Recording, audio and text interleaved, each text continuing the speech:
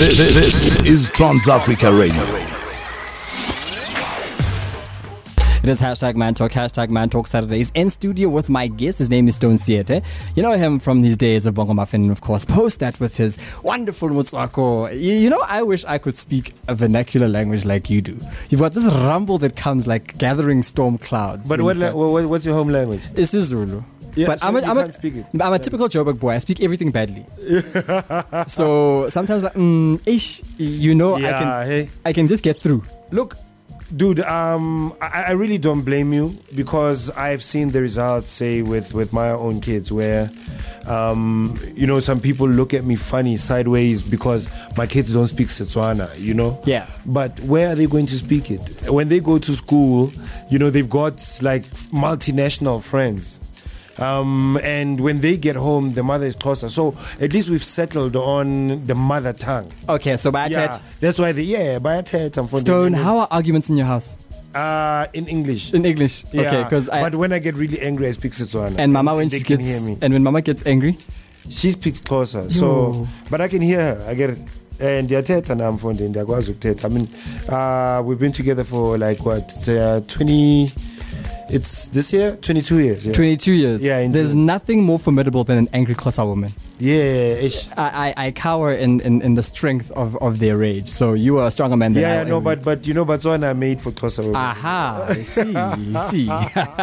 So you have done amazing things, man. I was saying earlier on that I last saw you at the South African Television and Film Awards, right? Yes, in Sun City, and you were hosting for the actual SAFTAs. You're doing the red carpet over there. Yeah. And I had the wonderful opportunity to sort of, after seeing you working on the red carpet, to actually see the broadcast, because it was delayed by a few minutes. Yeah. And I was saying to my producer at the time, I was like, it's so amazing to see someone who's maintained their life in their lane without ever needing to branch out for relevance. In a world where celebrities was as big as yourself, I mean, you, Thandiswa and Speedy, were soundtracks to our lives. I played Mali Paper the other day, and I was like, this is it's like smelling like deodorant from high school. Yes. Status. Yeah. And then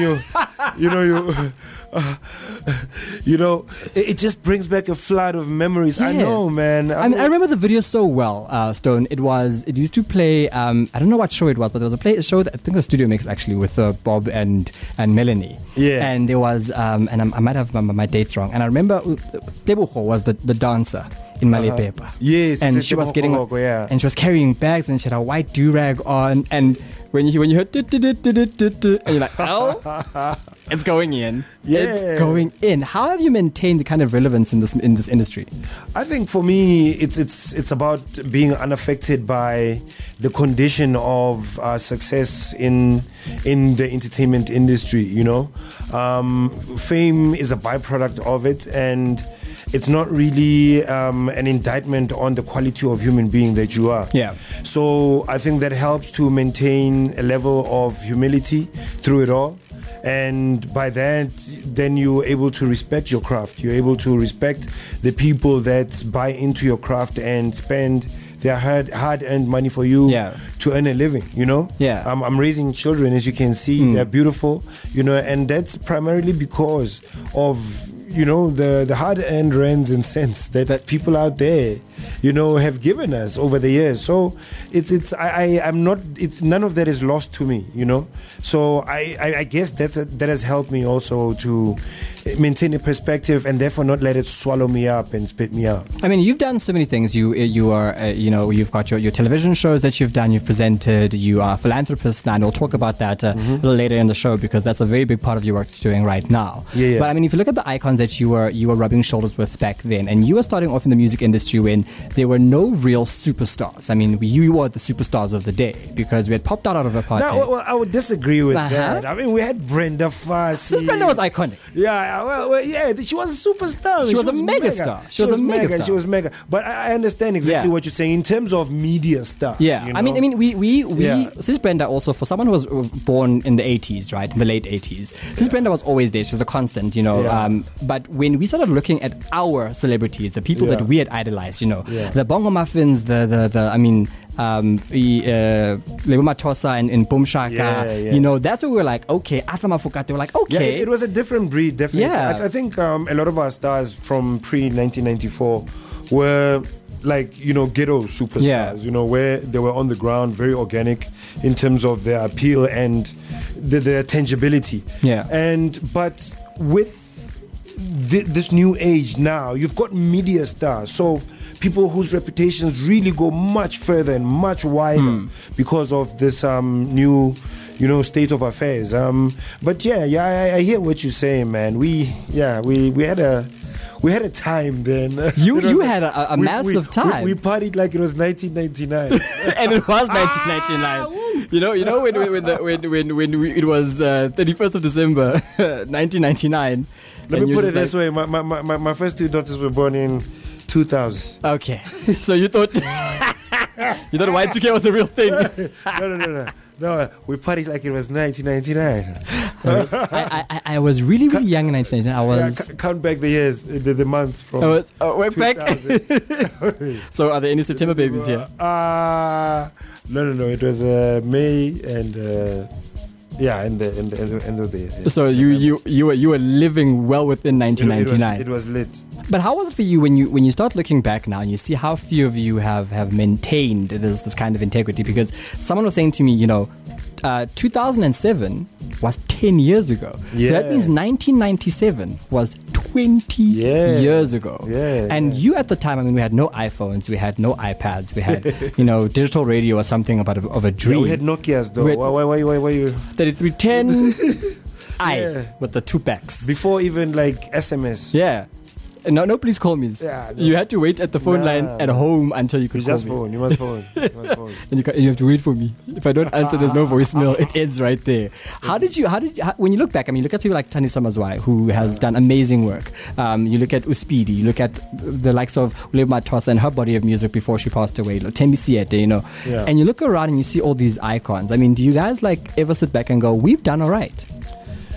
We've never been at a restaurant and spoken about it, but I think there's sporadic and pockets of conversation, at different places where people look back and say, you know what, guys, this was a really, really, good and time that we can't replicate. Yeah. Because people are gone and times have changed, the economy has changed, So, but I think some people still feel like they haven't quite achieved what they set out to do. Yeah.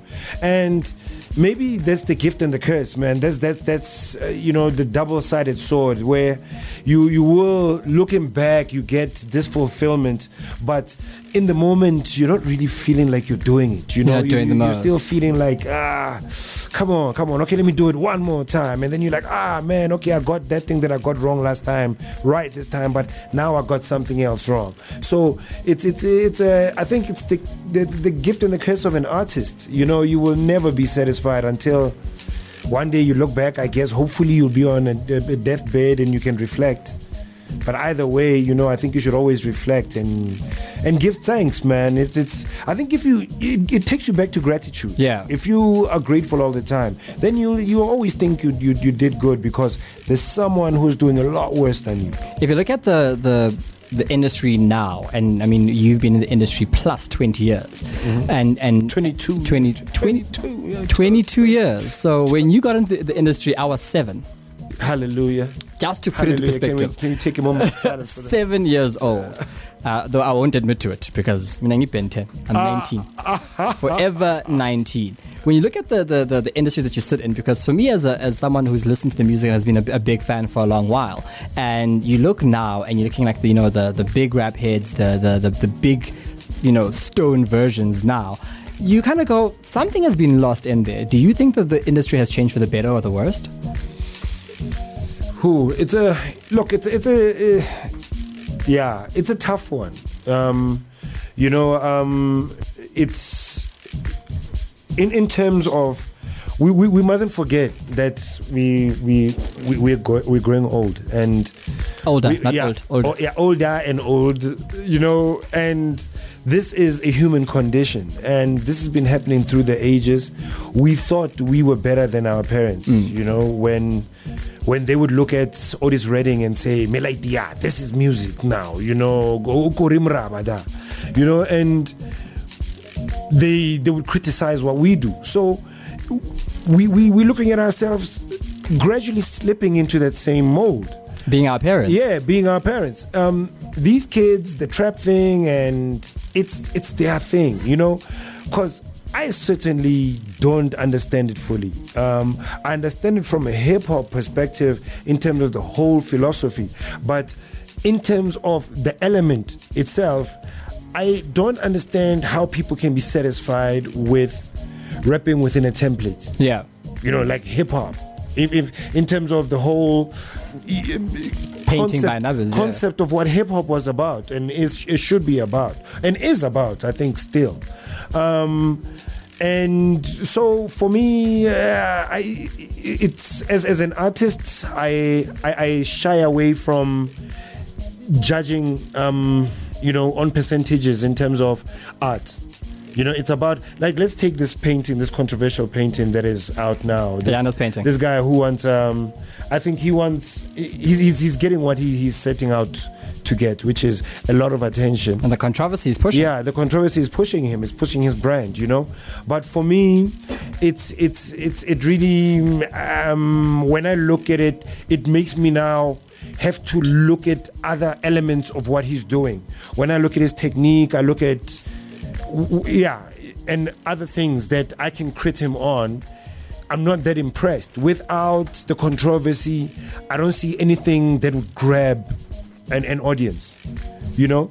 And, you know, a hanging thing all the time, you know what I'm saying? Always the same piece. Yeah, always, you know what I'm saying? So it's, for me, it's exactly the same thing where I can criticize them on that. But as a movement, millions of people can be wrong, you know. There has to be something to it. There was the minimalist movement back in the day. Then you had the impressionists and the modernists and the post-impressionists and all of that, you know. And each one of them came with an element that the last group was saying, no, never work. Yeah, this thing here is rubbish. You know? When you look at I like that you use technique. You know, for me, the brushstrokes of the era of the Bongo Maffins and the like was that.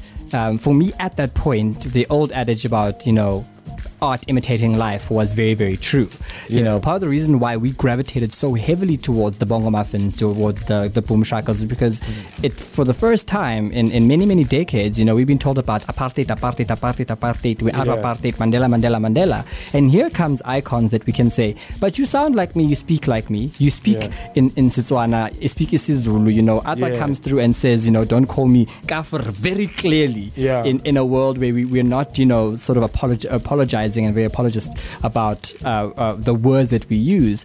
And the technique, yes, has changed, but I wonder, has the narrative changed? You know, has the representation of what's happening on the streets being mirrored in the art? Is it really that the rap world and trap look I think where I actually don't think the message is all that is all that inferior to our generation, because they still a lot of them, you know, you can pick out pockets, guys like Java, you know, MT sometimes to a certain degree. True. You know, you can pick out some songs of his where he's really speaking about the streets, you know. So it's even Nasty C, I think all of them, you know, on their own level. The thing that I take issue with is the language. Yeah. Simply because once you lose language, there's a lot of meaning that washes away with it, a lot of texture that washes away with it, and that you can't express. The places where hip-hop has really taken off outside the US, and they've made it their own. They've made it their own along with their actual street culture and their actual language. You know, you go to Brazil, you go to France, you go to Japan, you know, they are all very, very local-centric about their presentation. True. And the problem is, if you want to take it back to the mecca of what hip-hop is, which is America, a lot of your favorite MCs here wouldn't cut it simply because of that mimic image that they Absolutely, have. yeah. Americans don't want to see us, and the world at large doesn't want to see us being something else. They want to see us being ourselves. Hence, Black Mambazo is the most decorated, contemporary band. Grammy winning. Yeah, so multiple. There's certain, like your favorite American hip hop acts who have won maybe one Grammy. Some have never even come close to winning a Grammy. I'm always reminded of Kerry Hilson, who has all of 0 Grammys. Hallelujah. India Ari, I mean, So you do understand that the world wants to see us being ourselves, and we shine when we are ourselves. We've done many great things across the continent. Because forget the borders. When I say ourselves, I mean Africans. And from the empires of Munumutapa, where the great ruins, in Zimbabwe have some of the most amazing architectural techniques that they still can't replicate today. The Great Pyramids, you can go from all over, man. The Timbuktu, all over. It's crazy. Well, when you do come back together, I need you to do a remake of this song.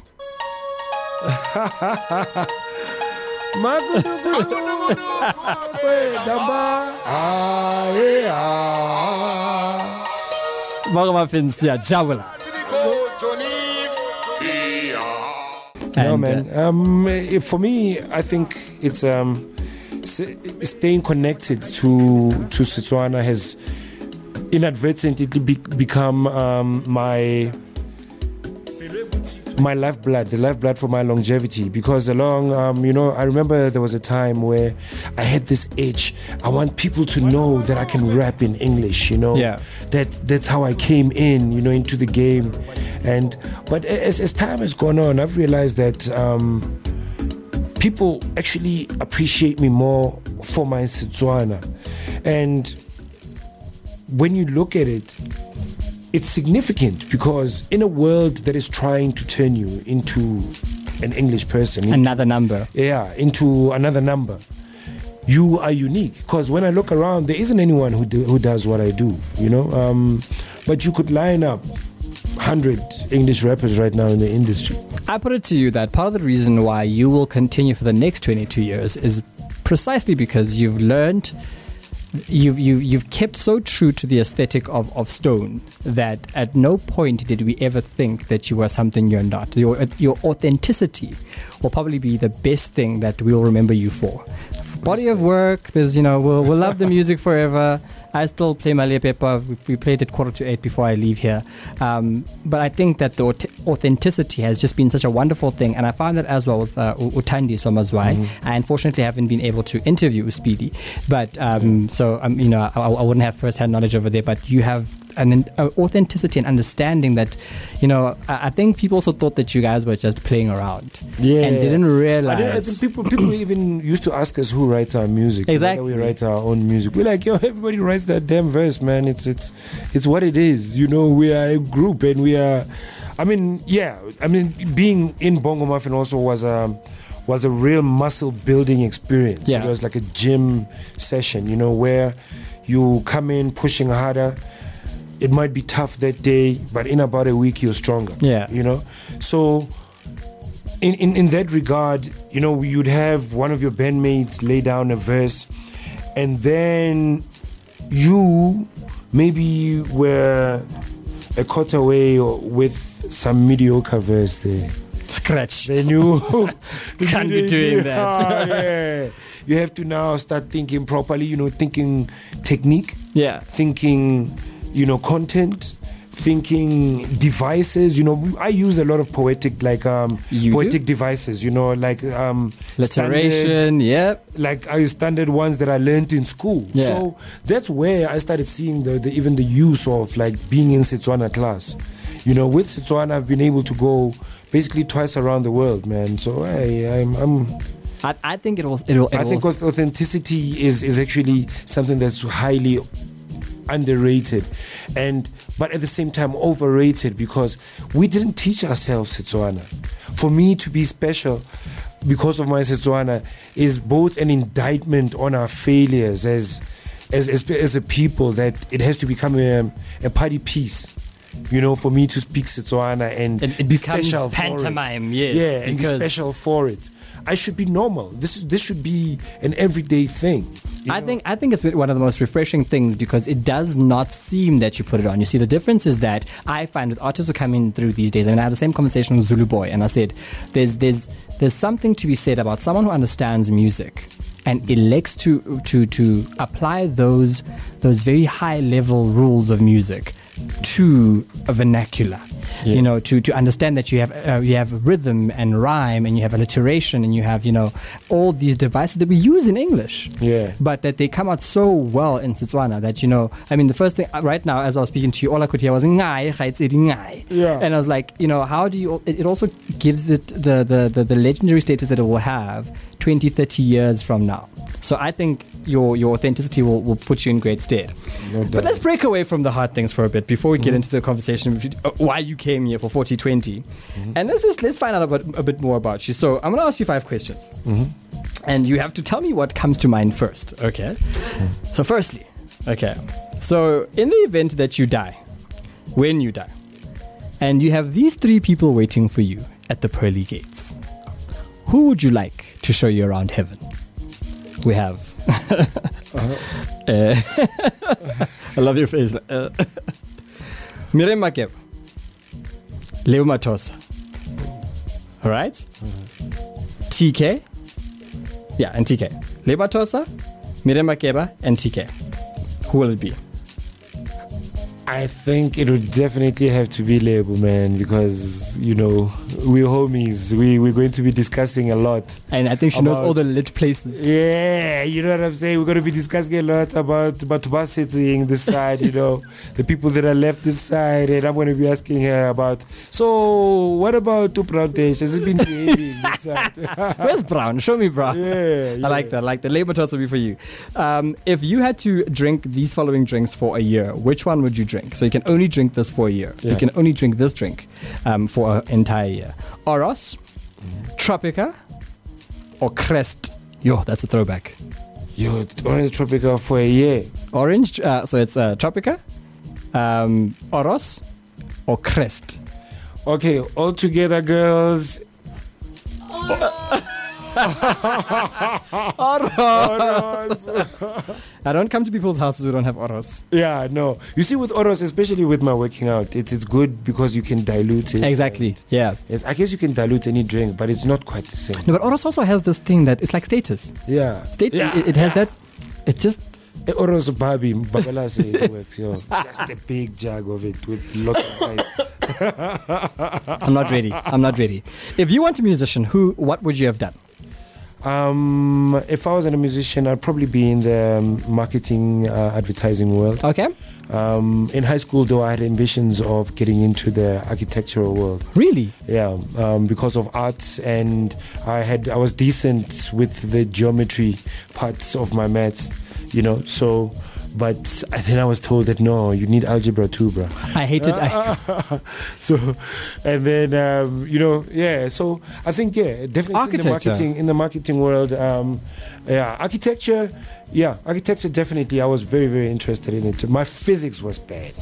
Terrible. I was a daydreamer. I was a daydreamer. Because you're writing rhymes at the back of my. Out of the window. Yeah. Intrigued by the sun. You wake up 20 minutes later and you find that you haven't heard a thing. Nature of roots is gone. You haven't heard a thing, and it's hot. Number 4. If you were to devise. Oh, sorry, wrong question. If I turn your bag out now. So if I turn your bag out now, right, and I said to you, you can only take 2 things with you for a month, what would it be? So the things in your bag right now, so cell phone, wallet, keys, lip ice, whatever it is, you can only take 2 things in your wallet with you for a month, what would it be?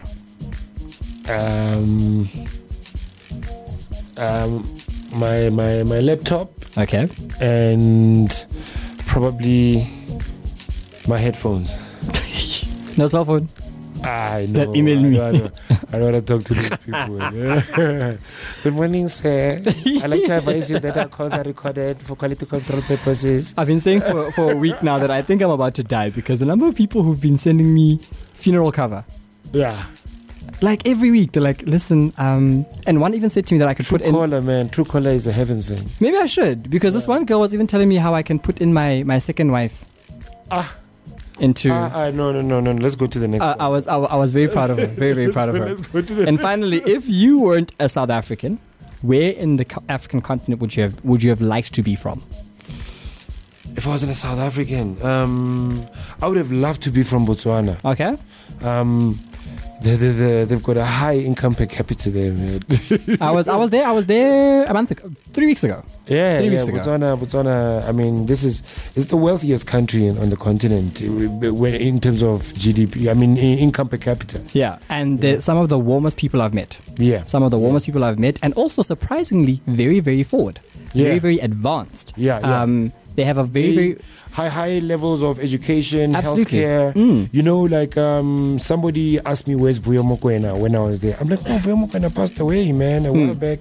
He couldn't afford like a 4 million rand surgery or treatment, whatever. And he was like, you know what? In Botswana, he would have gotten that surgery for free, no matter who you are, for free.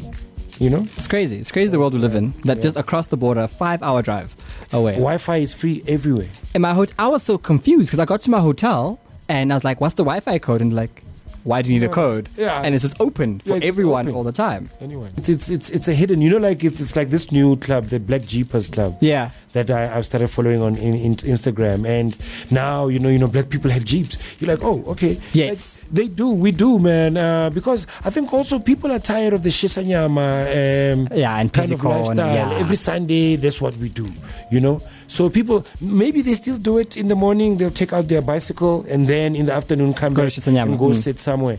But at least you're putting in as much as you're taking out, you know. And so for me, the 40-20 phenomenon was a way for me to get back into the swing of that type of outdoor lifestyle that I've always been a part of. Let's go 2 steps. So 40-20, right? Mm-hmm. So you decided that you wanted to use the sport of cycling to do good. Yeah. So of all the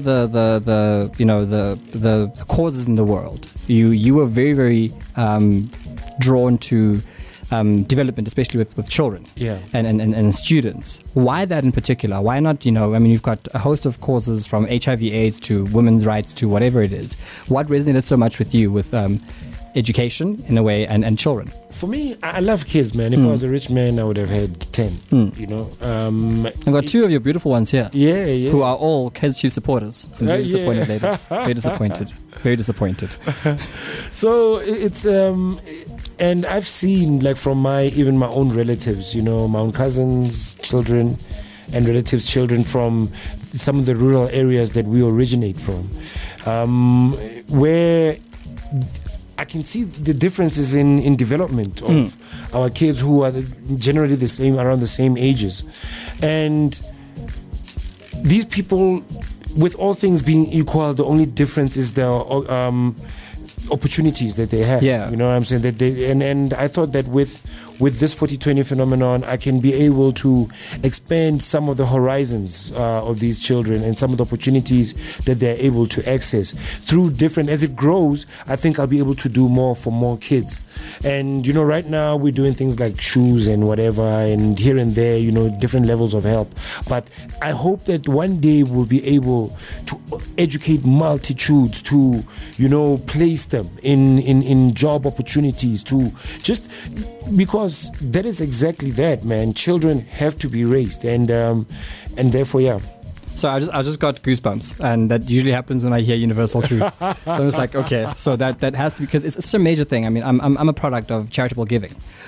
Part of the reason why I'm able to do the job I do right now and to speak the way I do and to have gone to where I've gone was because some people took money, and lots of it, out of their pockets to get me to where I am. So it resonates completely with me. Does the number 40-20 have a significance? Yes, exactly, definitely. It's actually based on the 40 years that I spent on God's green earth, and on not 29. And on the 20, kindness to your elders will make you live long. And also the 20 years that I was celebrating. This was 2 years ago that I was celebrating, you know, and I thought it was just going to be a 1 year thing, but you know, it's like Smirnoff 1818. Now Now this is the year that it was created. So the 40-20 phenomenon will live on. And hopefully one day I'll be able to hand it over to maybe one of these two or someone else. Like, a little protege somewhere. And so that's what the significant really is. Yeah. And it's just about me giving back to the people that lent me their culture for me to reach my dreams. So what happens with the initiatives, and how do we, lay people, members of the media, members of business, captains of industry, titans of business, whatever, how do we come in to lend our hand to the 40-20 phenomenon? In the next week, we will have created a desk where within our website 4020.co.za, where you'll be able to pledge your support for our riders. This year we're looking to separate, because usually we used to ride from town to town, like in the morning, and then in the afternoon we're at a school. But we find that for both activities, we're stretching ourselves a bit. It's a lot of energy. Yeah. So what we're doing a ride first. So literally from each product owner to the next product owner and the next tourism attraction within the Northwest. Doing PR and whatever, and then follow that up the next week with just a car ride to the schools. Okay. So we will then, what we want is for people to sponsor riders per kilometer, so that each rider raises funds based on the effort that he puts in. So, we cycled 340 kilometers to Mufftown on the first cycle challenge. So it means that if you were sponsoring someone 10 rands a kilometer, they would have raised 3,400 rands for that particular school that they choose. So it's literally that type of thing. And we just looking to do more of that, looking for more partners, and looking to expand it to other provinces, even Gauteng. We need to cycle, because some of our riders are from Gauteng. Who are the riders? We've been lucky to have people support us, since the beginning. Tato Molamu, who's actually my nephew. Warren Masemola, we discovered on the first ride that he's my cousin. Oh, okay. Our great-grandparents were siblings. Oh, wow. Yeah. Okay. And we have Tandima Tlaila from Gold Diggers, Kagiso Midupi from Scandal, Mamo Maloka, she's a fun fitness trainer on ETV, on I think Sunrise, yeah, Sunrise. So, it's just a different mix of people, and some of the people that work at Northwest Tourism, and some of the friends that hit us up on social media and they say, hey, look, we want to be a part of this, man, so how do we become a part of it? And they come through, the only thing that we ask, because this is for charity, so we need all the funds, we ask that you pay your way, but there's things like merchandise and whatever, we'll give you, and make sure that the small things we take care of. What's the target? How much money do we want? For the cycle challenge. It happens in April, right? Yeah, it happens in April. We've been raising funds. We've been talking to companies like Nedbank, and it's liquid. With more money, the more money we get, the better we can make the campaign. But right now we're looking for something between 1 million and 2 million rands. Okay. Because we're taking about 40 people on the road for a week, and there's pre-publicity, there's post-publicity, there's during the campaign publicity, and we're feeding them, transporting them, accommodating them, dressing them with merchandise. So it's a bit of a pricey thing, but I think what we get back is a lot bigger. I think it's not pricey at all. I think for 2 million rand, it is a fraction of most media houses' PR spend. But definitely. It's great return on investment. I mean, we've been able to deliver a ratio of 1:6 on average. In fact, 1:6 minimum. ROI. No, I think 2 million rand is absolutely 2 million rand is not even a decent car anymore. So you know what I'm saying? So if you get 3 big companies to come in and pledge their way through, it's for education. So they're sowing into their workforce of tomorrow, but also it's incredibly needed. They all have CSI divisions in their companies. So if you are the admin clerk, the lady who I've been talking to McCafe and Nedbank, so hey, holla at your boy. Come through, man, come through. Because I mean, also, Stoan, the interesting thing is that and I can tell you because I'm a product of this, you see, I'm a product of charitable giving, and it costs a lot of money. I mean, I went to St. Stephen's Boys College, and I was told that my high school education was equivalent to a 3 Series BMW. That's outside of my law degree after that. So I think in today's terms, it's way beyond 7 Series, even G-Wagon now. Of $1 million. Exactly. And if you want to if we need to take responsibility. We need to go and say, let's put our foot forward. And if one company comes through and sponsors one leg, man, and then another one washes the other, and it's, for me, like I said, it's always it's a selfish endeavor, because I think good energy will come my way. The world is the same; it repeats itself from the micro right through to the macro.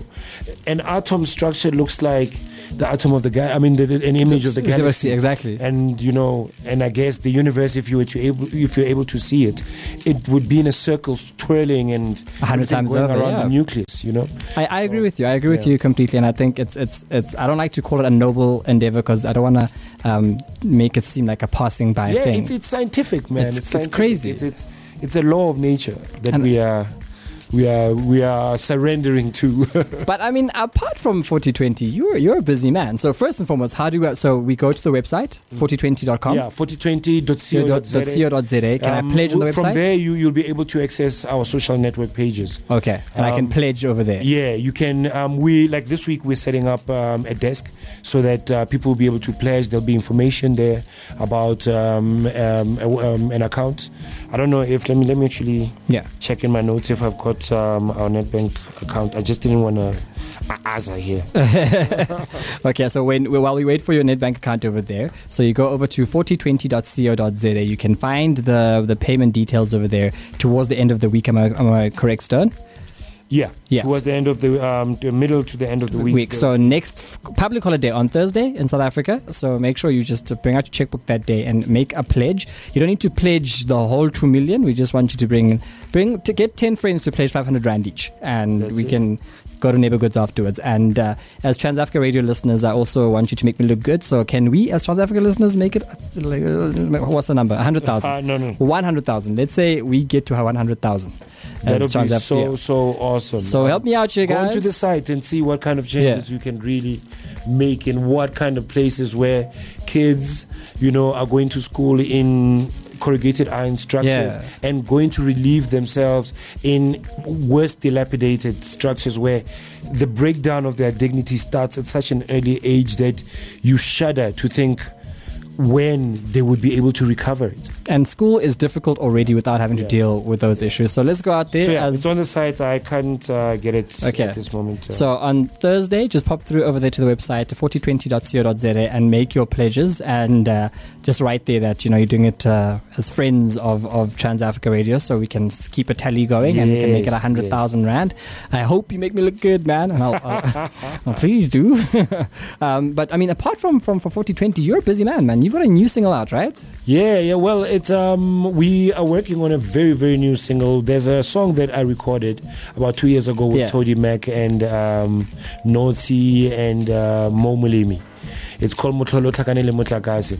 It went out on a very limited release because... Please translate what that means to me, because I know what it means. Yeah. Motlolo Tlakanele Motlakase means... it's what? Motlakase is electricity. Yeah. Motlolo. What's Motlolo? It's like something of amazing... Umhlolo. It's like a wonder and a thing of amazement. Wonders and amazing things mixed up with electricity. Yes. You see, that's what I'm saying. That once you lose the African language, so much meaning is lost. Yes, by translating it. Yeah, by translating it. Umhlolo, like it's an amazing thing. I think if African people saw an alien for the first time, they would have said that they saw umhlolo, you won't believe it. Like an unbelievable spectacle. A spectacle. A spectacle, Yeah, it's a spectacle, mixed up with electricity. You can just imagine what that is, So that's what the song is, MOTLM, hashtag And so I'll be dropping that track first as just a taste of my Motswako-ness before I start going towards the DJ thing. Because, one of my missions to reinvent myself every 5 years is to learn a new skill every 5 years. I like that. 2 years ago, I started learning Spanish and started learning how to DJ. So you can speak Spanish? Habla pequeño español. I parle le petit français. So. El gato bebe leche. Kimang bebe leche. Kimang bebe leche. So Alka you meet a beautiful lady you like.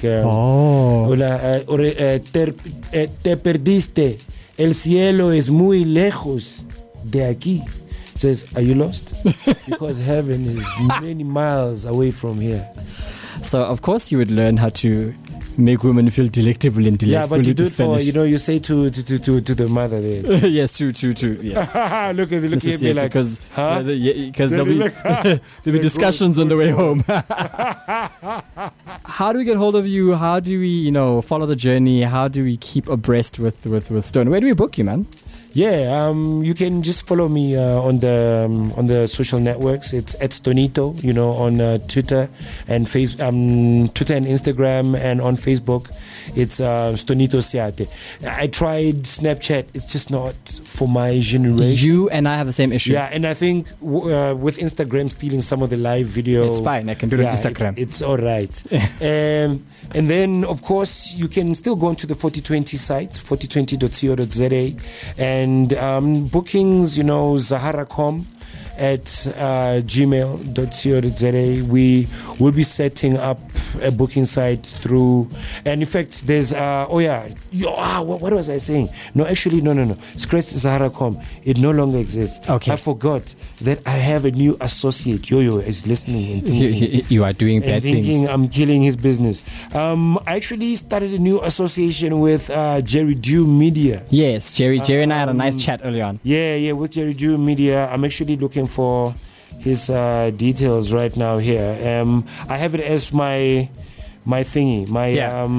Can I give out the number? Yeah, for Jerry on Twitter. Yeah, I have it as my billboard. It's 072-533-1890. So that's Jerry with 072-533-1890. I know Jerry very well, actually.